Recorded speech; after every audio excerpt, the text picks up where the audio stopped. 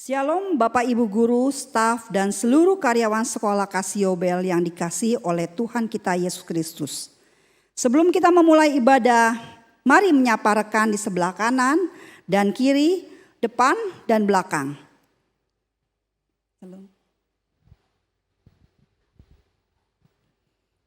Sudahkah membuat resolusi akhir tahun ini? Bersyukur jika resolusi tahun lalu yang kita buat banyak tercapai. Namun bila belum tercapai, tentunya damai sejahtera yang Allah berikan melalui anaknya yang tunggal, Tuhan Yesus Kristus akan menyertai kita selalu. Sehingga pada hari ini kita dapat berkumpul kembali dalam perayaan Natal tahun 2023. Ini semua bukan karena kekuatan dan kehebatan kita, tetapi karena ada kasih dan anugerah Tuhan yang tidak pernah berhenti menyertai kita. Beribadahlah kepada Tuhan dengan sukacita, datanglah di hadapannya dengan sorak-sorai. Mari Bapak Ibu, kita datang kepada Tuhan dengan hati yang berserah. Kita mengambil saat teduh sejenak, kita mengingat kembali kasih dan penyertaan Tuhan dalam kehidupan kita dengan sungguh-sungguh mempersiapkan hati untuk memasuki ibadah Natal tahun 2023. Mari kita bersaat teduh.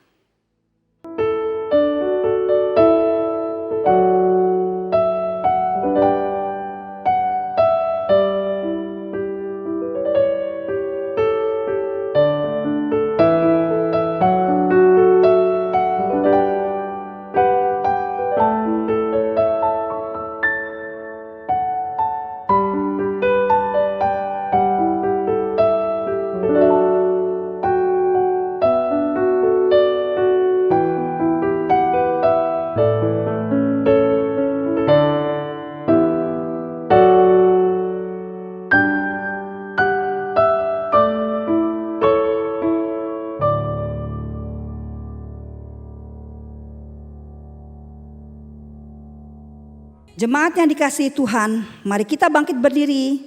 Kebaktian dan perayaan Natal pada hari ini akan kita mulai dalam satu pengakuan bahwa pertolongan kita adalah di dalam nama Tuhan yang menjadikan langit dan bumi. Turunlah kiranya atas kita sekalian anugerah dan damai sejahtera dari Allah Bapa dan Tuhan kita Yesus Kristus. Amin. Mari dengan hati bersukacita sambut kedatangan Tuhan Yesus ke dalam dunia. Dengan kita menaikkan pujian KPPK 108, Hai Mari Berhimpun. Mari saya undang jemaat untuk bangkit berdiri, kita akan nyanyikan lagu ini.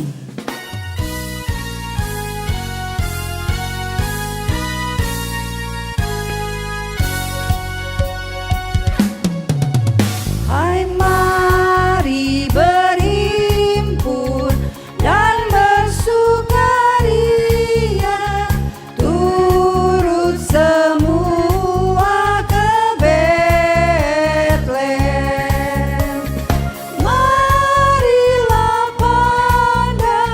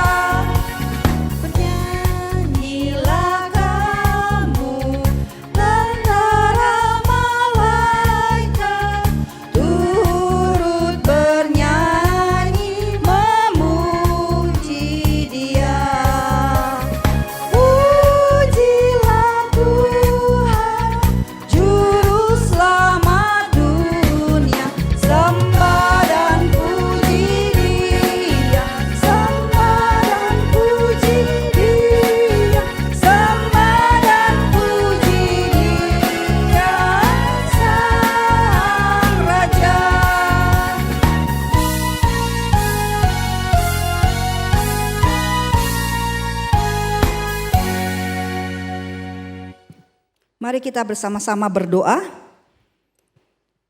Bapa kami yang bertata di dalam kerajaan sorga, Bapa yang kami panggil di dalam nama Tuhan Yesus Kristus. Kami bersyukur dan berterima kasih kalau saat ini kami diberikan waktu dan kesempatan untuk dapat berkumpul lewat Zoom untuk melakukan ibadah perayaan Natal tahun 2023. Dengan seluruh guru-guru dan karyawan yang ada di Lubuk Linggau, Singkawang, Kupang, dan kantor pusat Jakarta. Tuhan, kami mengundang Engkau hadir pada ibadah kami saat ini untuk Engkau mengambil bagian dalam setiap ibadah yang kami lakukan dari awal, pertengahan, sampai pada akhirnya. Dan biarlah ibadah ini bukan hanya sebagai ibadah yang rutin yang kami lakukan setiap tahun, tetapi ibadah ini boleh mengingatkan kami kembali kepada kasih dan berkat yang Tuhan sudah berikan bagi kami orang-orang yang berdosa. Dan biarlah lewat ibadah ini kami boleh menerima firman Tuhan yang akan kami dengar untuk bisa menjadikan kami menjadi berkat bagi sekeliling kami. Ampuni segala kesalahan dan pelanggaran kami. Sucikan dan kuduskan kami sebelum kami masuk ke dalam hadirat-Mu Tuhan untuk ibadah hari ini.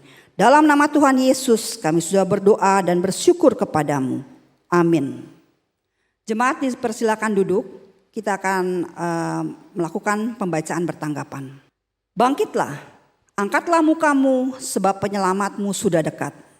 Jiwaku memuliakan Tuhan dan hatiku bergembira karena Allah juru selamatku.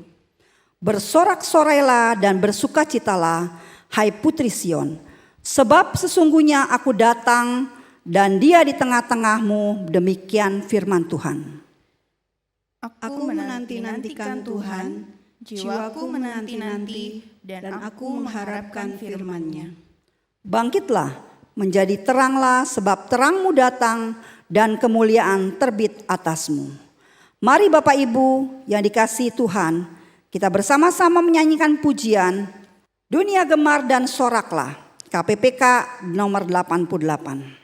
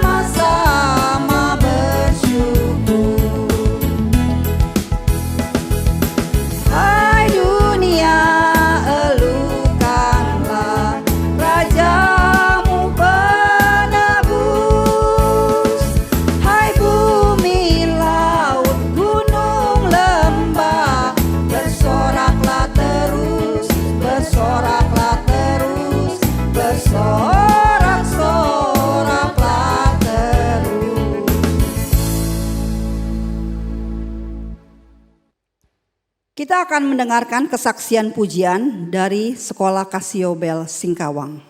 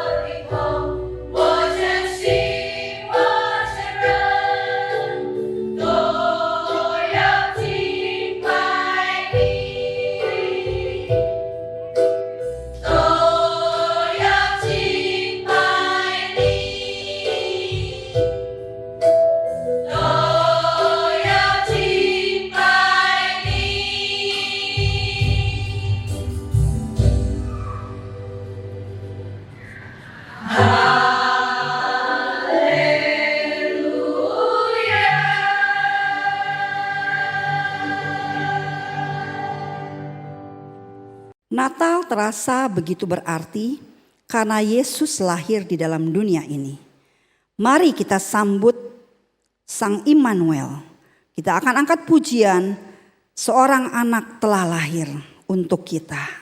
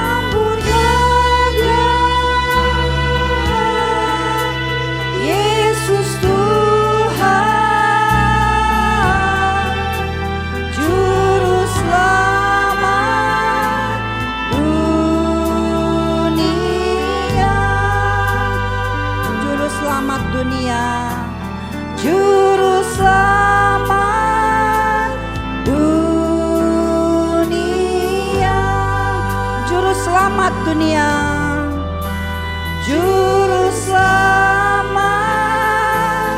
dunia.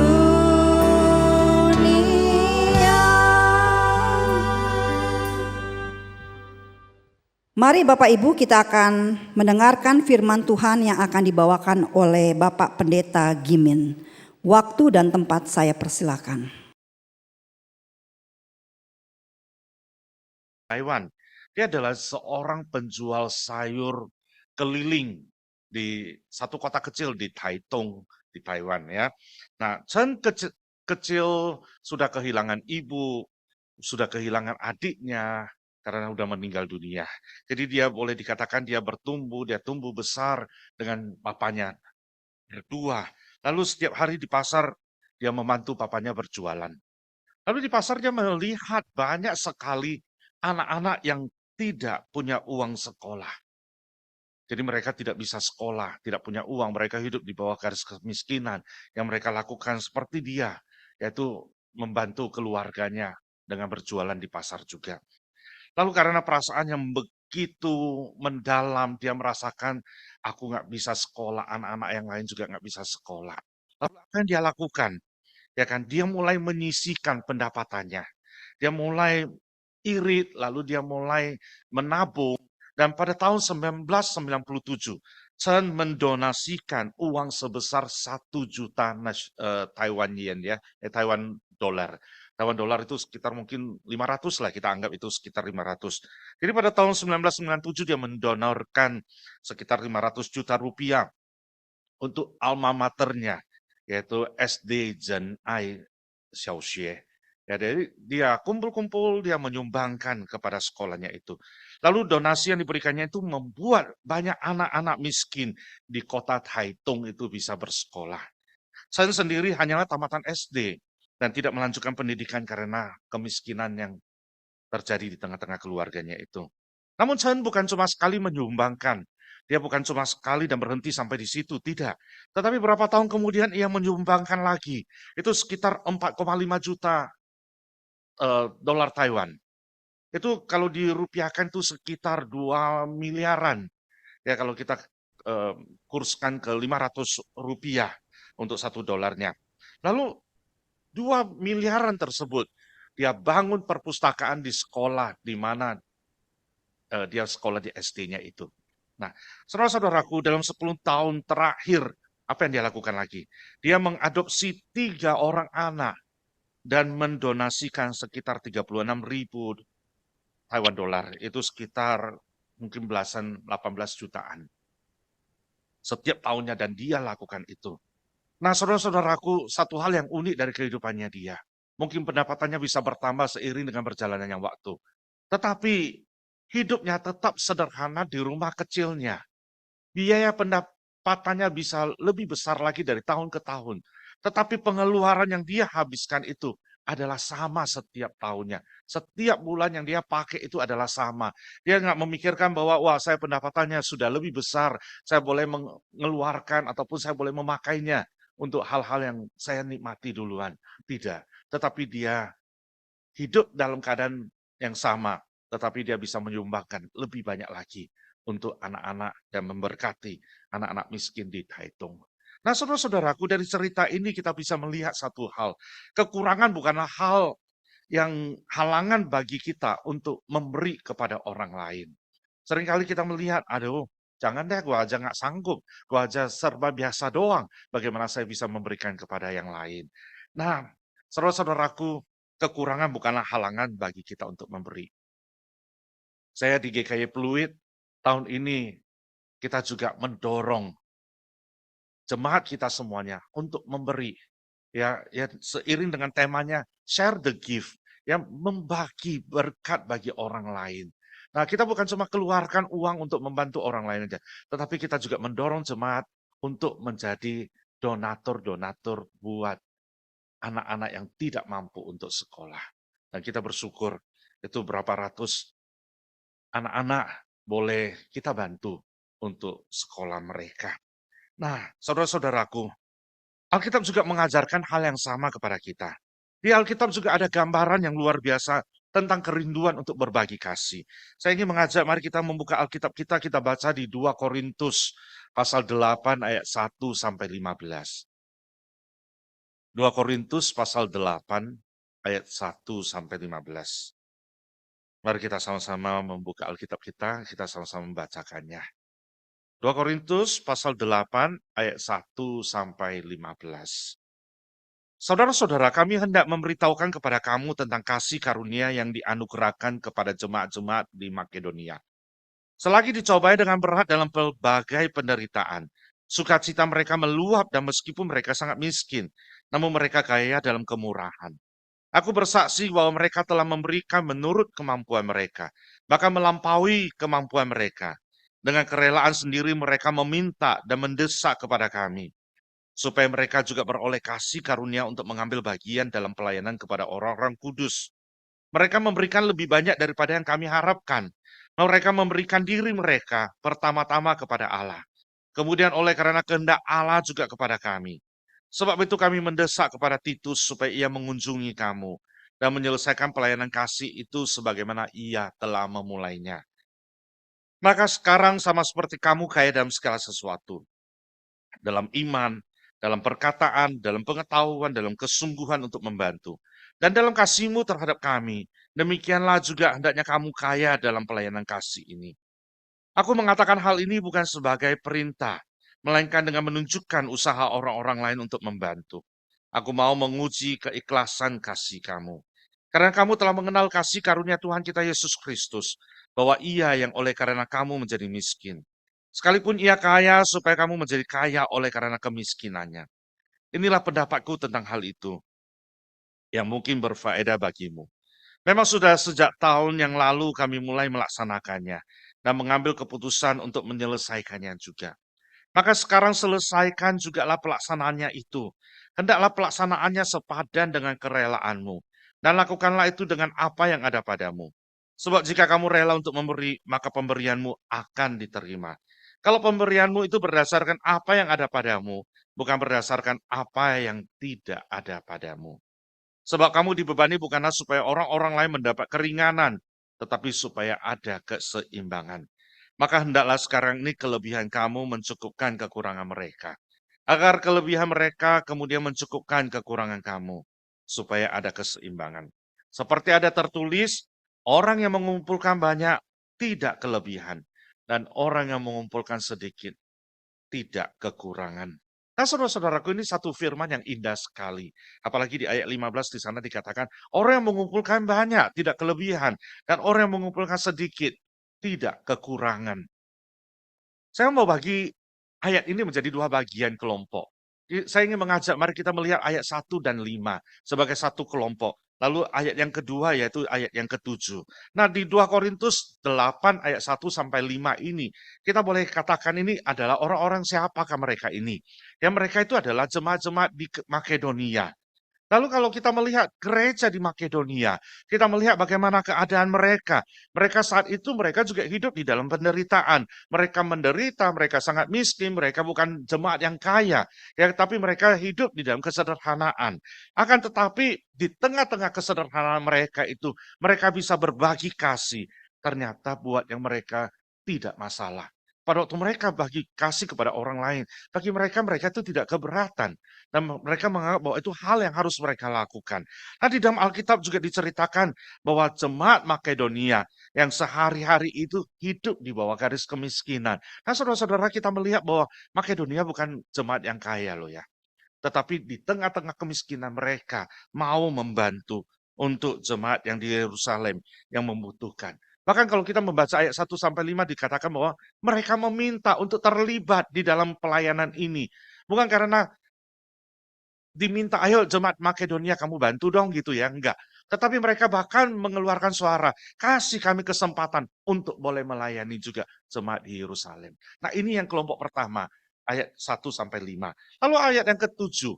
Ayat yang ketujuh itu kita melihat satu jemaat yang lain lagi, yaitu jemaat Korintus. Nah, bagaimana keadaan mereka? Saudara-saudaraku, kita tahu jemaat Korintus itu merupakan jemaat yang kaya dalam segala sesuatu. Mereka hidup di dalam berkelimpahan. Kan tetapi, waktu kita pikir-pikir, kok malah berbagi sesama saudara yang lagi kesusahan di Yerusalem waktu itu, yang kena bencana, yang lagi kelaparan, kok susahnya minta ampun ya? Inilah dua jemaat yang berbeda. Dan surat Paulus ini berkaitan dengan upahnya untuk menggalang dana bagi jemaat Yahudi di Yerusalem yang sedang menghadapi kesulitan. Mereka di sana sedang menghadapi apa? Menghadapi situasi politik, sosial, ekonomi yang membuat mereka itu mengalami krisis yang cukup panjang. Mereka hidup di dalam penderitaan. Maka Paulus meminta kepada jemaat-jemaat, ayo dukung mereka, ayo bantu mereka. Ya kan? Nah, gereja Korintus termasuk salah satu pendukung dana. Mereka mengumpulkan persembahan setiap minggu. Bahkan mereka sudah membuat sebuah komitmen untuk memberi persembahan. Namun tidak jelas di tengah-tengah pelayanan ini mereka memilih berhenti memberikan dukungan dana kepada jemaat di Yerusalem. Nah, saudara-saudaraku, maka Paulus menulis surat ini, mendorong jemaat, ayo terus berkomitmen untuk membantu. Jangan hanya berhenti memberi, jangan memberi karena sudah lelah memberi, jangan. Tetapi teruslah memberi dengan sukacita. Nah, ini kira-kira background dari ayat yang kita baca, 2 Korintus pasal 8, 1-15 itu. Nah, lalu muncul pertanyaan, kenapa ada orang-orang yang seperti mereka yang berani berbagi? Walau sebenarnya mereka pun pasti sadar dan melihat kendala-kendala yang bisa saja membuat mereka akhirnya mundur diri dan tidak berbagi lagi. Kenapa jemaat di Makedonia itu maju dan terus mau berbagi, sedangkan yang jemaat Korintus mau berbagi tetapi setengah jalan. Nah, saudara-saudaraku, saya kira jawabannya ada di sini. Karena dengan berbagi, kita nggak akan pernah rugi. Anda setuju dengan kata-kataku? Pada waktu kita bisa berbagi, kita tidak akan pernah merugi. Nah, apa yang bisa kita pelajari dari ayat yang kita baca? Yang pertama, berbagi itu nggak akan pernah rugi. Mungkin kita akan melihat ya, eh, saya akan mengajak saudara-saudaraku yang di Singkawang, yang di Lubuk Lingau, yang di Kupang, Anda melihat sekeliling Anda.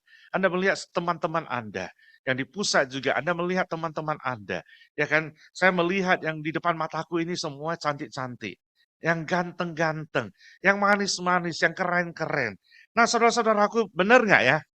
Betul ya?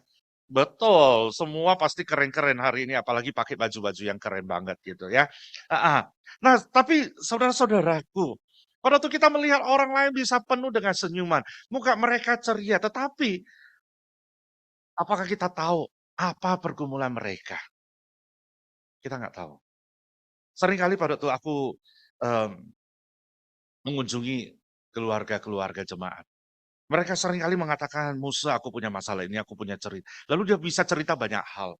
Lalu dia ujung-ujungnya dia mengatakan, Musa engkau paling senang loh ya. Setiap hari lihat kamu tersenyum doang. Kayak kamu gak pernah punya masalah.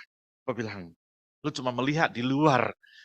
Cuma melihat wajahku yang tersenyum, tetapi engkau nggak tahu apa isi hatiku. Engkau nggak tahu pergumulan hidupku. Ya kan? Saya percaya setiap orang pasti punya pergumulan. Dari luar kita bisa melihat senyum manis, duduk tenang. Tetapi siapa yang bisa menebak apa yang ada di dalam pikirannya, apa yang dia rasakan pada saat ini. Nah, itulah pergumulan-pergumulan yang terjadi di tengah-tengah kehidupan kita. Sampai satu hari seorang teman datang bercerita, lalu baru kita tahu, benar sih, masa sih, lu masa punya pergumulan seperti itu? Ya kan? Nah, baru kita sadar bahwa dia punya pergumulan seberat ini. Pada waktu kita melihat seorang ibu yang baik-baik saja, tapi pada waktu dia bergumul, dia cari aku, lalu dia mengatakan, Musa, suamiku selingkuh. Nah, saudara-saudaraku, selingkuh bukan cuma 1 hari, 2 hari. Udah 2 tahun.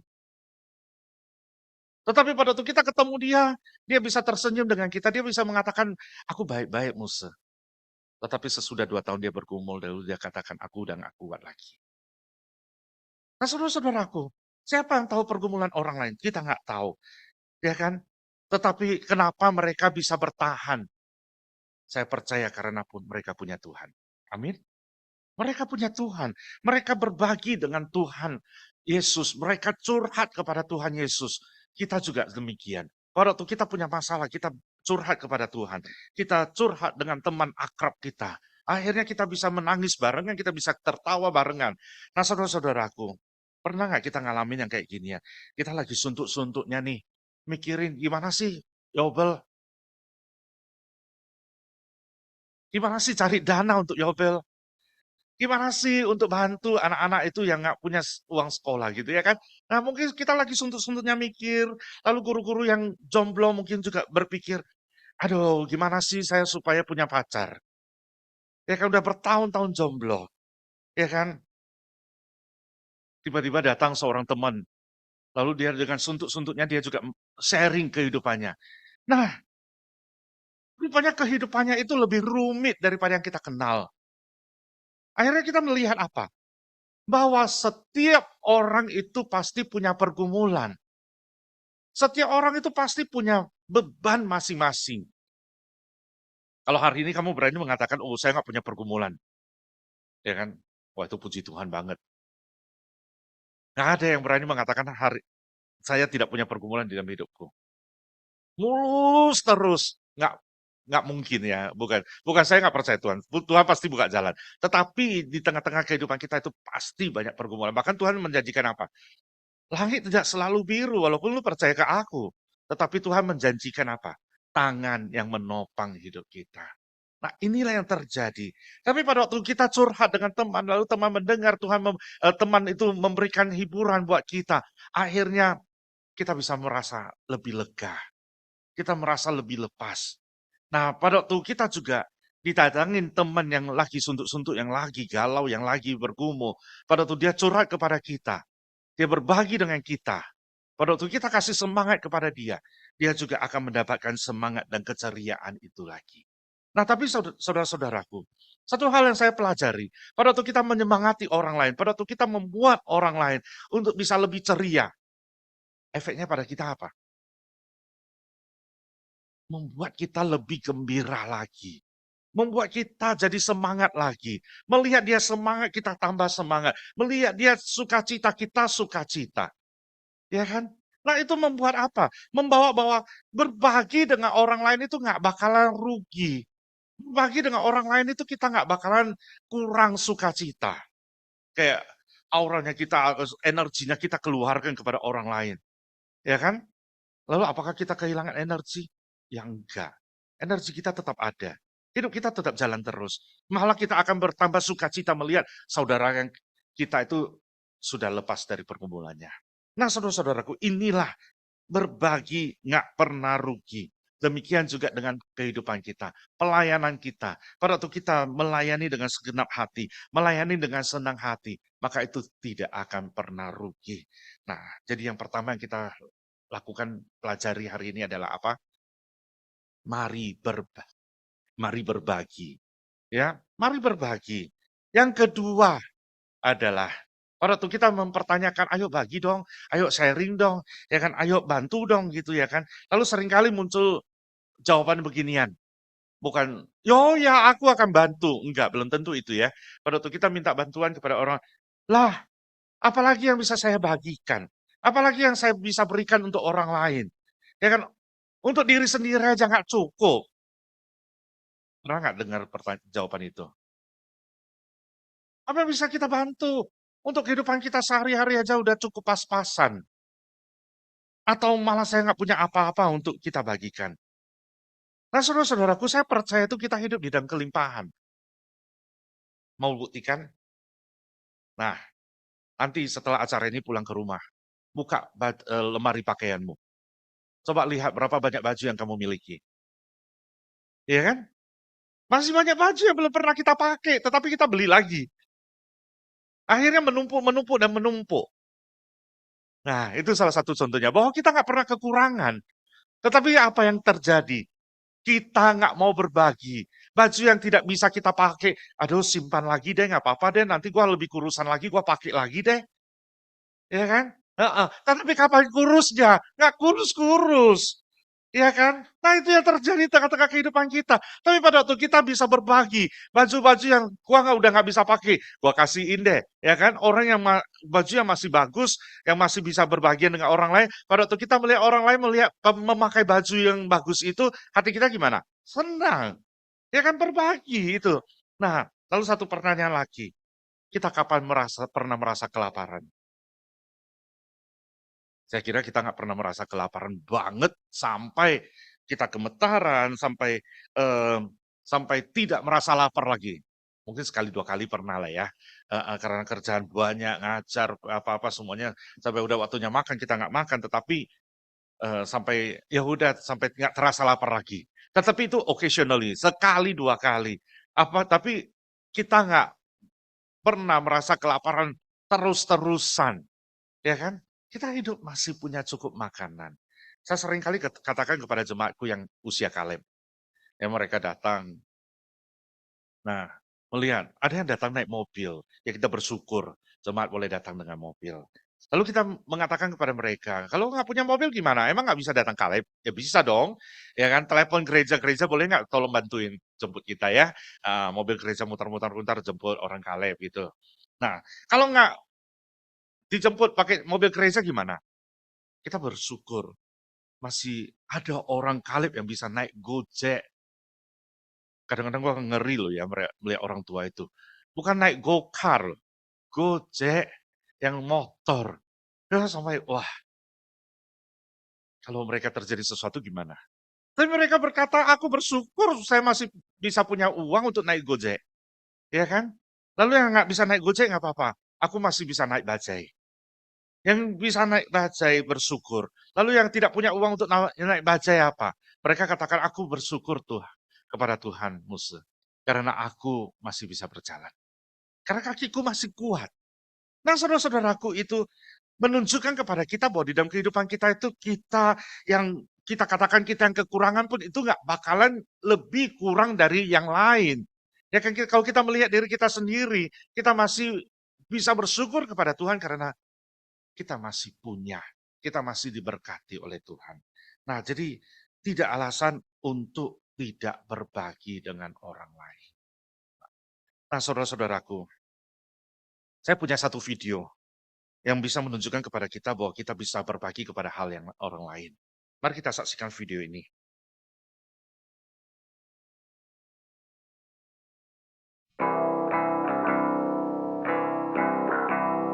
I don't mind where you come from, as long as you come to me. But I don't like illusions, I can't see them clearly. I don't care, no, I wouldn't dare to fix the twist in you. You've shown me eventually what you'll do. I don't mind, I don't care, as long as you're here. Go ahead, tell me you'll leave again. You'll just come back running, holding your scarred heart in hand. It's all the same, and I'll take you for who you are. If you take me for everything, do it all over again. It's all the same. Hours slide and days go by till you decide to come. However long you stay is all that I am. I don't mind, I don't care, as long as you're here. Go ahead, tell me you'll leave again. You'll just come back running, holding your scarred heart in hand. It's all the same, and I'll take you for who you are. If you take me for everything, do it all over again. It's always the same.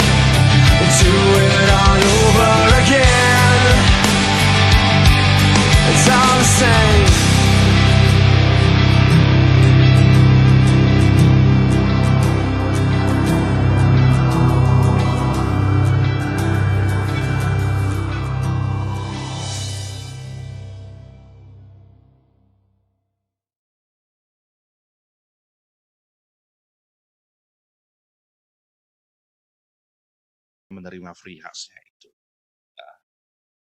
Anda mau coba? Coba peluk teman-teman Anda sekalian. Heeh.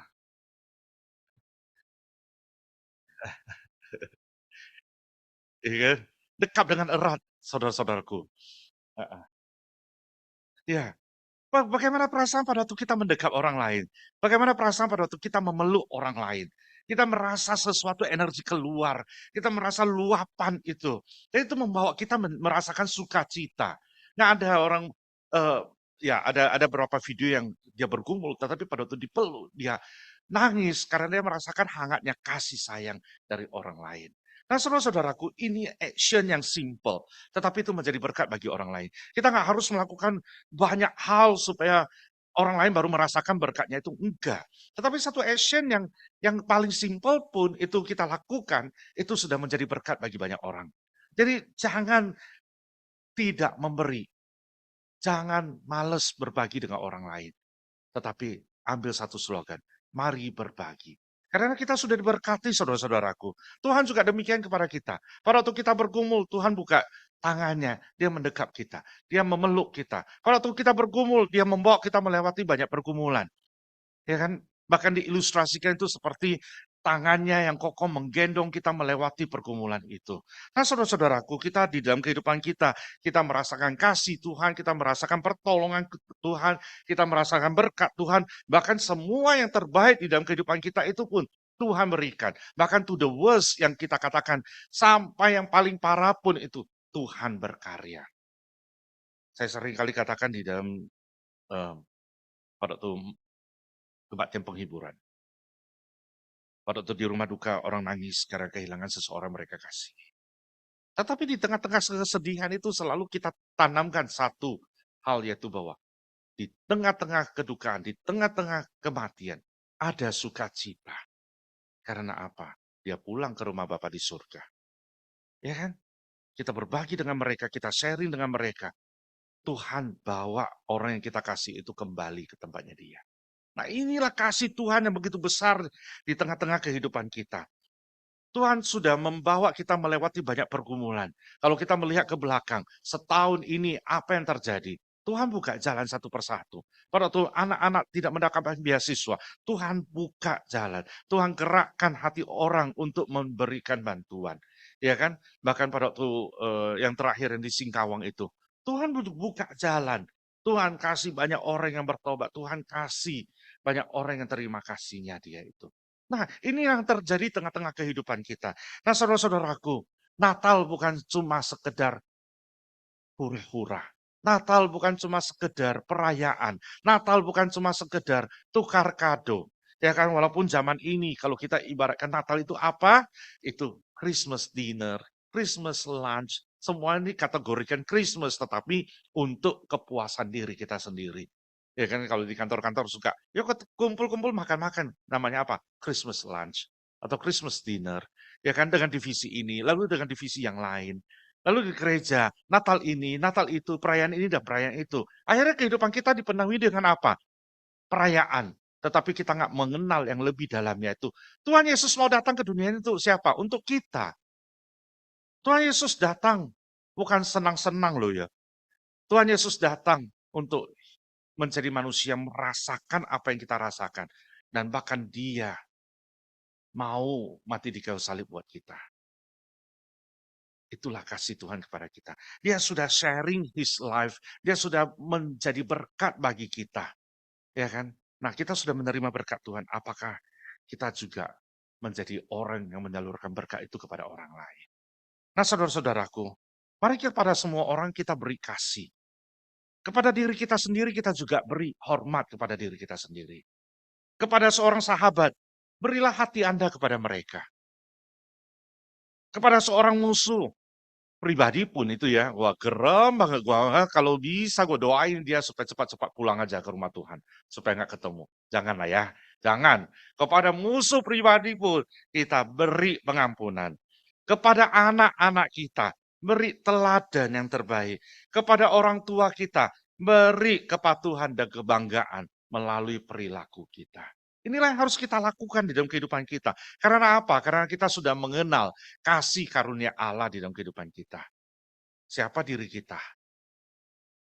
Kita nggak bisa membanggakan diri kita dengan apa yang kita punyai saat ini.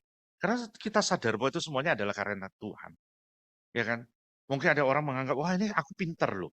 Aku punya otak yang cerdas. Ya kan? Ujian semuanya bagus-bagus. Tetapi saudara-saudaraku, otak kita juga bisa menciut. Pada tuh umur belasan tahun itu otak-otak memorinya masih banyak, bisa diisi banyak hal. So kalau bayangkan udah 40-an, 50-an tahun, pegang HP, lalu bertanya, kok mau WhatsApp ke siapa ya? Pernah nggak terjadi itu? Ya kan? Buka HP, lalu terpikirkan, kok mau ngapain ya dengan HP-ku ya? Nah itu membuktikan apa? Kepintaran kita itu, tubuh jasmani kita itu bisa lemah, bisa mundur. Apa yang kita banggakan? Masih ingat pada waktu 20-an tahun sekolah di Singapura bisa kejar bus. Ya kan bus datang, udah waktunya datang, kita harus kejar supaya bisa naik bus itu. Sekarang suruh kejar boro-boro. Ya kan? Mana bisa, ya udah biarin aja berlalu dulu, nanti naik bus yang berikutnya lagi. Ya kan? Karena apa? Tubuh kita lemah. Kita merasa kokoh, kuat. Tetapi makin hari, ini sakit, itu sakit. Kita nggak bisa pungkiri, ini natural yang terjadi tengah-tengah kehidupan kita. Lalu apalagi, kita merasa kita sehat. Tetapi tubuh ini makin hari makin lemah. Nah saudara-saudaraku, apa yang bisa kita andalkan? Keuangan, uang kita banyak, harta banyak, tetapi itu tidak bisa membeli hidup kita. Pada waktu pandemi terjadi, 3,5 tahun ini terjadi, berapa banyak orang-orang yang punya uang bangkrut semuanya itu. Ya kan? Nah, sesuatu di dunia ini tidak bisa menjamin kehidupan kita. Tetapi siapa yang berani menjamin? Tuhan yang menjamin hidup kita. Dia sudah memberkati kita. Ya kan kita sudah mengalami kasih karunia Kristus yang menjadikan kita kaya. Kaya dalam hal bukan karena kita punya banyak uang, bukan. Tetapi kaya di dalam kelimpahan anugerahnya. Kaya di dalam kasihnya. Kaya bukan diukur dari harta yang kita miliki, tetapi dari sikap hati kita. Pada waktu kita bisa memberi, pada waktu kita bisa bersyukur, walaupun kita nggak berlebihan. Inilah hati yang diberkati oleh Tuhan. Nah saudara-saudaraku, jemaat di Makedonia itu diberkati oleh Tuhan. Walaupun mereka nggak sanggup, tetapi Tuhan tambahkan buat mereka. Sehingga mereka di tengah-tengah ketidakmampuan masih bisa menjadi berkat bagi banyak orang. Kita yang sudah diberkati, mari kita belajar untuk menjadi berkat bagi banyak orang juga. Ya, berkat bukan harus berbagi uang, harus berbagi ini dan itu, enggak. Tetapi hati kita berbagi dengan mereka. Waktu kita berbagi dengan mereka. Telinga kita berbagi dengan mereka. Kesempatan tidak akan datang 2 kali. Tapi masih kita dikasih kesempatan untuk melayani. Ayo kita layani dengan segenap hati kita. Tuhan sudah memberikan hatinya buat kita, kita juga berbagi dengan yang lain. Sehingga hidup kita menjadi semakin diperkaya di dalam kemurahan dan belas kasihan Allah. Mari kita berdoa. Bapa kami di surga, kami tidak mau Natal ini berlalu begitu saja. Kami tidak mau terlena di dalam perayaan Natal saja. Tetapi kami mau untuk menjadi berbagi dengan banyak orang di luar sana. Karena kami tahu, kami sadar, berbagi dengan orang lain itu tidak membuat kami rugi. Tetapi malah membuat kami semakin kaya di dalam Engkau Tuhan. Kami mau seperti jemaat di Makedonia, yang walaupun di dalam pas-pasan, tetapi mau berbagi dengan orang lain. Bahkan tidak melewatkan kesempatan untuk menolong orang lain. Tuhan, inilah kami yang semuanya yang sudah diberkati. Biar kami boleh belajar untuk berbagi. Sehingga seperti satu gelas yang diisi air pada waktu diberikan minum kepada orang lain. Gelas itu kosong dan akan diisi lagi. Dan diisi lagi. Inilah hidup kami. Kami percaya pada waktu kami memberkati, kami semakin akan diberkati. Pada waktu kami memberi, kami semakin akan diberi lagi oleh Tuhan. Terima kasih Bapak, Engkau pimpin anak-anak-Mu dimanapun berada. Supaya mereka boleh belajar untuk berbagian dan menjadi berkat bagi banyak orang. Terutama orang-orang di luar sana yang belum pernah mengalami kasih Tuhan, yang belum pernah mengenal Engkau. Biarlah mereka boleh berbagian dengan mereka, sehingga nama Tuhan dipermuliakan melalui kehidupan mereka. Terima kasih Bapa, demi nama Tuhan Yesus kami bersyukur, kami berdoa. Amin. Kita akan mendengarkan kesaksian pujian dari Sekolah Casio Bel Kupang. Waktu dan tempat saya persilahkan.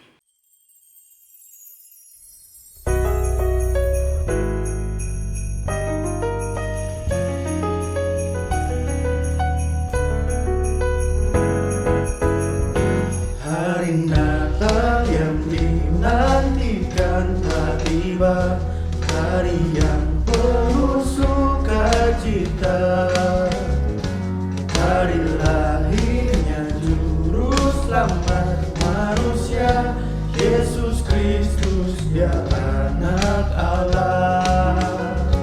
Bersama keluarga dan teman semua, rasakan sukacita datang.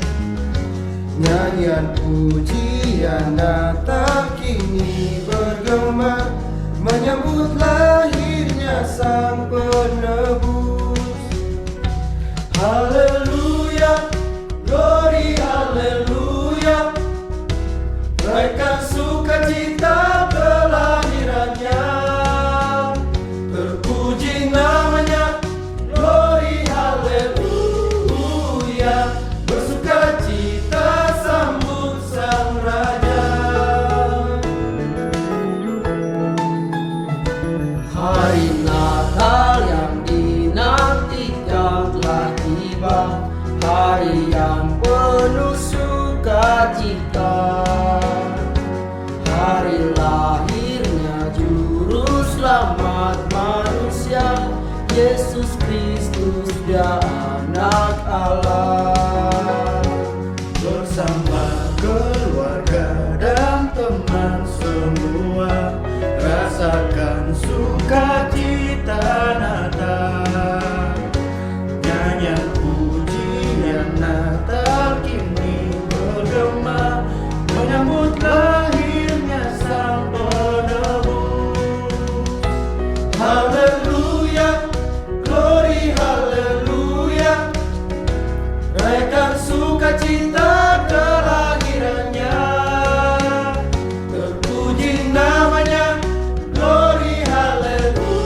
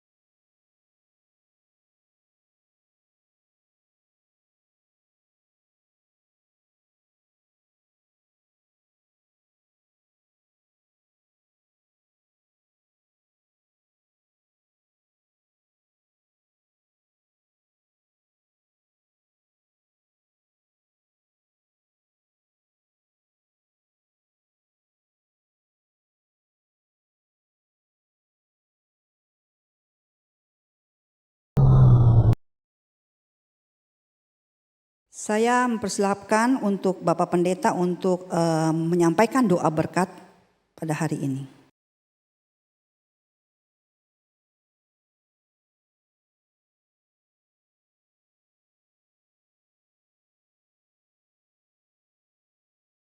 Jemaat yang dikasihi Tuhan, pergilah dan berbagilah dengan saudara-saudara yang lain. Pergilah dipenuhi dengan berkat Tuhan. Dan jadilah saluran berkat. Kemanapun Anda melangkah, Anda membawa hati yang mengasihi orang lain. Kemanapun Anda pergi, langkah-langkah kaki Anda meninggalkan jejak-jejak yang indah buat saudara-saudara yang ada di sekeliling Anda. Kiranya kasih karunia dari Tuhan kita Yesus Kristus, kasih sayang dari Allah Bapa, penyertaan dari Roh Kudus beserta dengan Anda sekalian, dari sekarang sampai selama-lamanya. Amin. Mari rekan-rekan guru-guru dan para karyawan kita bersama-sama bangkit berdiri, kita akan angkat pujian Selamat Hari Natal dan Tahun Baru.